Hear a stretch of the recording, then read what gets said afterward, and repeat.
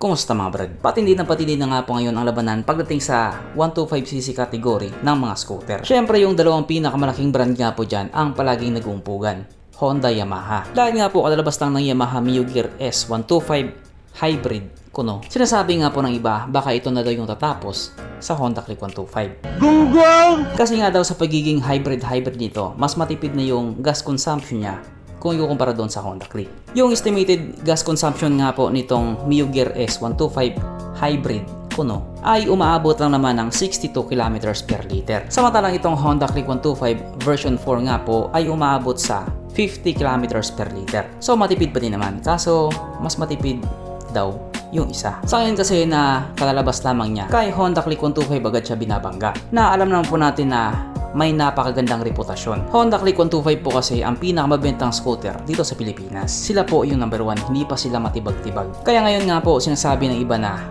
baka dito na daw magtatapos yung paghahari ng Honda Click 125 na tinawag nga din po nilang King of Parcel. Ha? Yun nga po yung sabi ng iba. King of Parcel daw itong si Honda Click 125. Kung sa bagay dahil nga po trusted siya ng mga tao, siya talaga yung ginagamit pang hanap buhay. So bali kung titignan nga po natin yung makina nila, pares lang naman silang 125cc. Etong si Yamaha Mio Gear S nga po ay merong 125 cubic centimeter engine displacement, 4-stroke single cylinder, single overhead cam with 2 valves. Fuel injected at ito po ay naka air cooled. Panis yan sa Honda Click 125. Samantalang si Honda Click naman ay merong 125 cubic centimeter engine displacement, 4-stroke single cylinder, single overhead cam with 2 valves. Fuel injected at ito po ay naka liquid cooled. So pagdating nga po sa cooling system, magkaiba nga po talaga sila. Air cooled yung isa, liquid cooled naman yung isa. Pero kasi mas mataas naman po yung compression ratio ni Honda Click kung ikukumpara dito kay Mio Gear. Pagdating naman po sa kanilang mga tank capacity, itong si Mio Gear nga po ay merong 5.1 liters. Samantalang si Honda Click naman ay mayroong 5.5 liters. Pero pagdating nga po sa fuel consumption, mas lamang po itong si Mio Gear na mayroon nga pong 62 km per liter. Samantalang si Honda Click naman 50 km per liter. Pero syempre depende pa rin yan kung paano ka pumiga. Pagdating naman po sa kanilang mga power, si Mio Gear nga po ay merong 8.3 horsepower, 6,500 RPM, 10.6 Nm of torque at 4,500 RPM. Samantalang itong si Honda Click naman ay merong 11 horsepower, 8,500 RPM, 10.8 Nm of torque at 5,000 RPM. So lamang na lamang po itong si Honda Click pagdating sa power.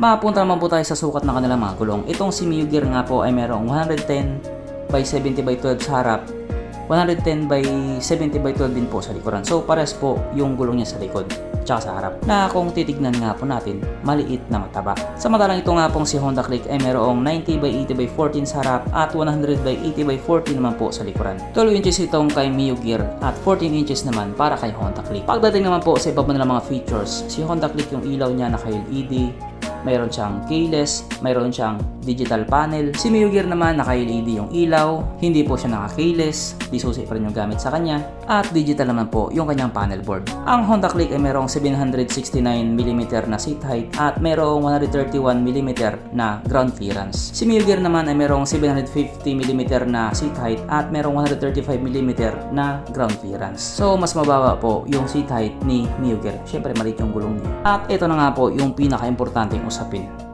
yung kanilang mga presyo. Etong si Honda Click 125 version 4 nga po ay may presyong 82,400 pesos to 86,900 pesos.